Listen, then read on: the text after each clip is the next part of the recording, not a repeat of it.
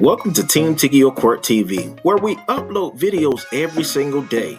So make sure you subscribe to our channel, like our videos, and share our videos. Before we begin, I'll let you know what we've proposed to see. Okay. If you even go any further or not. Okay. We were here a couple weeks ago on Mr. Byerly. It's my understanding I had previously prepared for a hearing on those new offenses. At that time, the case was reset, so I did not have the officer subpoenaed for today. I can certainly get them if the court would like to hear from those. It's my understanding that he now intends to enter pleas of true to those new offenses. When we were here last, we had made the suggestion of ISF/SafeP. It came to my understanding that he's already gone to ISF, just from the reaction that the court kind of gave us to that, and in my extensive conversation with Ms. Johnson, we have taken that offer off the table and made an offer of 5 years in all 3 of the felony cases for a revocation, which would then make him a repeat offender if he's back in front of you. Okay. And that's your understanding and your agreement as well, Mr. Burbank? Yes, Your Honor, and we prepared paperwork and 3 indicated 2 MTRPs and new possession. I only see 2. Is there another set of paperwork? I've got the 2 MTRPs. I don't see the new case. Possession that I sent. So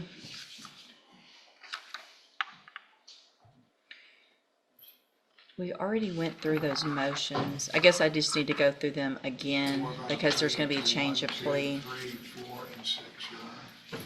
Let me, if you'll print the second one, I'll print the first one. Let me get those pulled up real quick just to make it easier for me to go through. And we can print the ones that were already modified. That way I can make notations on that. And Judge, just again, I know I had let you know last time, I'm not meaning to interrupt you. Go ahead, I'm While you're just reading, praying.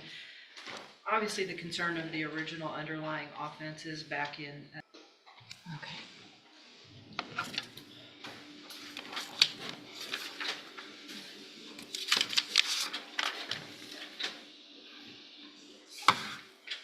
Okay, I'm getting there.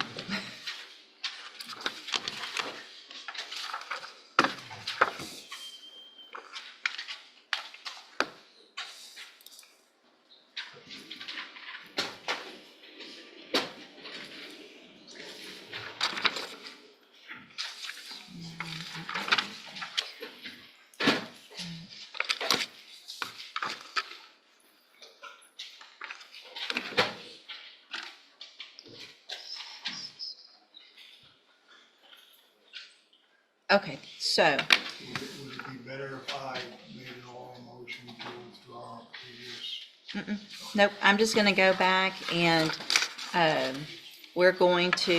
gonna just rescind everything that we did at the previous hearing, and that way we start fresh from this hearing and there's no mistake on what everyone's agreement is and what he's pleading true to, and we'll do all of that today.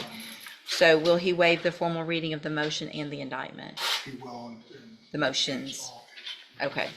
Mr. Byerly, in cause number 18-28800, I have a first amended motion to revoke your unadjudicated probation.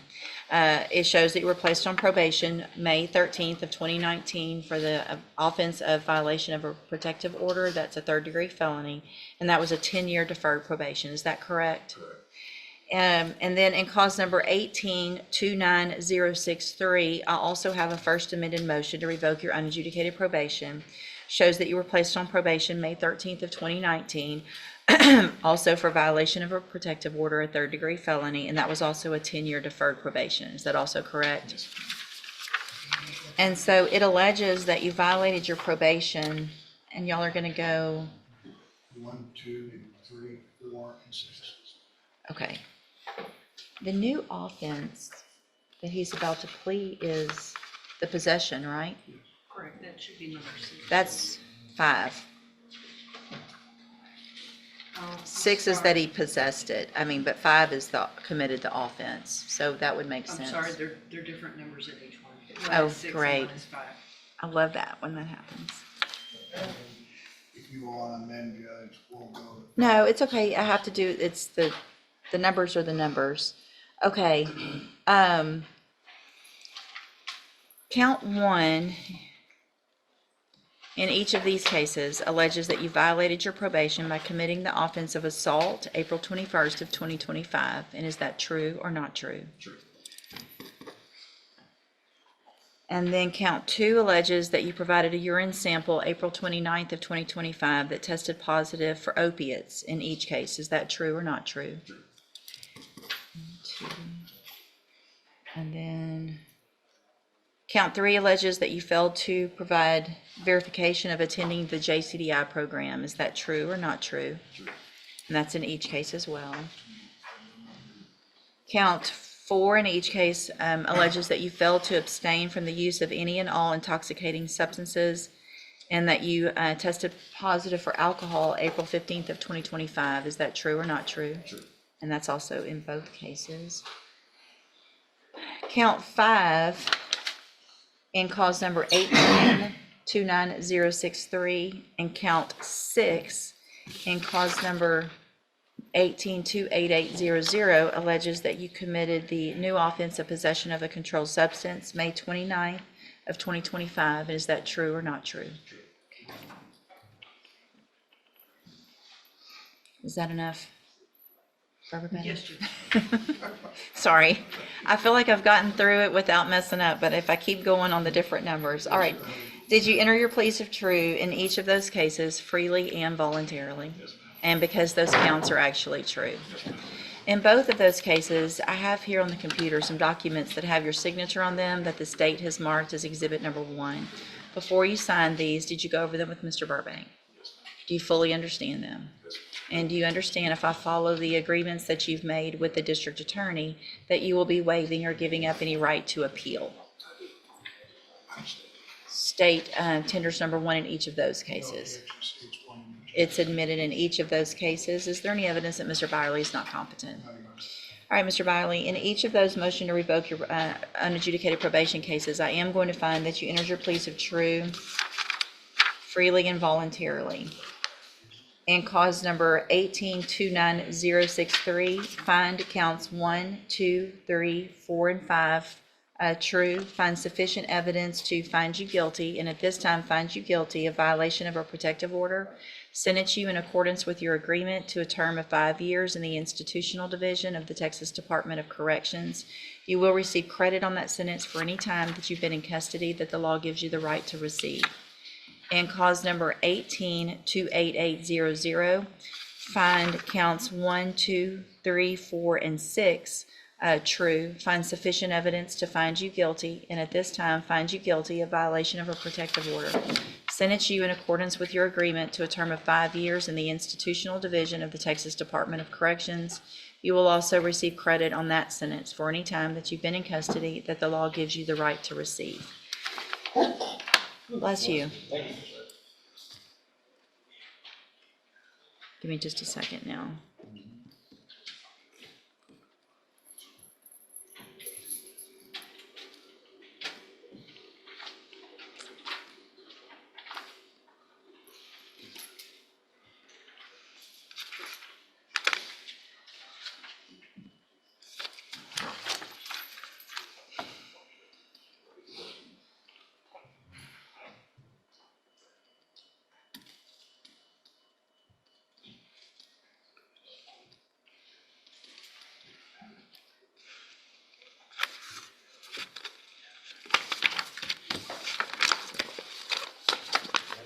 Those 2, and did I print 2?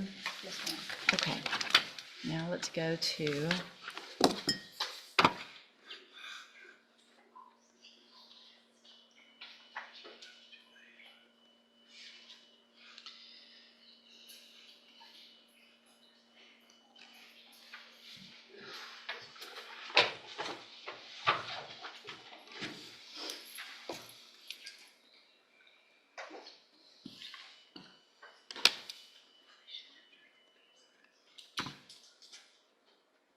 Okay, now, Mr. Byerly, in cause number 25, DCCR 0943, you're charged by indictment with a third-degree felony offense of possession of a controlled substance from May 29th of 2025, and how do you plead to that charge?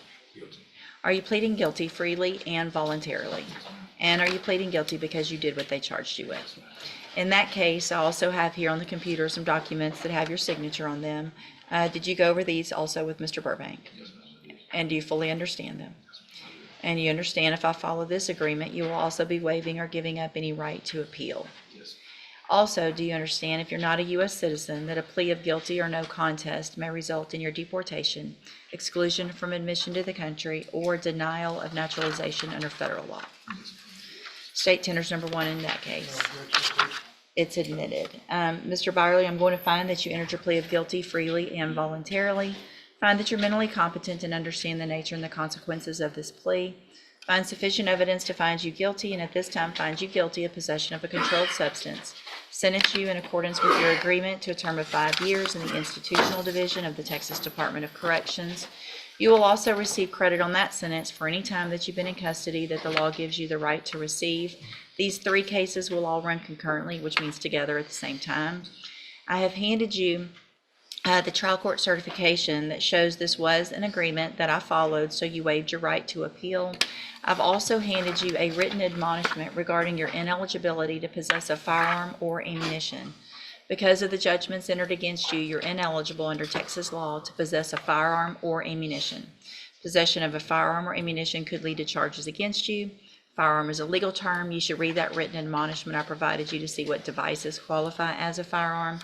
If you have questions about the laws that make you ineligible to possess a firearm or ammunition, or about how long that lasts, you can talk with Mr. Burbank. All right, good luck to you, sir. Thank y'all. Thanks for your patience for me getting through that. Okay.